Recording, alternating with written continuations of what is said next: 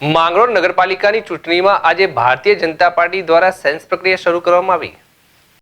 માંગરોળ નગરપાલિકાના કુલ 9 વોર્ડમાં 36 ઉમેદવારો માટે આજે ભાજપની સેન્સ લેવાની પ્રક્રિયા હાથ ધરવામાં આવી છે।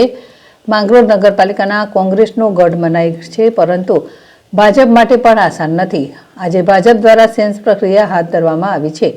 ભાજપમાંથી નગરપાલિકાની ચૂંટણી લડવા ટિકિટ મેળવવા માટે મોટી સંખ્યામાં ઉમેદવારો ઉમટી પડ્યા હતા અને 36 ઉમેદવારો માટે 45 જેટલા લોકોએ માંગણી કરી હતી। માંગરોળ નગરપાલિકામાં ગત ટર્મમાં ભાજપની 14 સીટ હતી અને બંને પક્ષ સાથે મળીને કોંગ્રેસના પ્રમુખ અને ભાજપના ઉપપ્રમુખ રહ્યા હતા। સેન્સ લેવા માટે પ્રદેશના આગેવાનોમાં હિંમત પરસાડા, મધુબેન પટેલ, ચંદ્રશેખર દવે, જિલ્લા પંચાયતના પ્રમુખ હરેશ ઠુમ્મર, હિરેન સોલંકીના આગેવાનો હાજર રહ્યા હતા। જીતુ પરમાર, ZSTV માંગરોળ।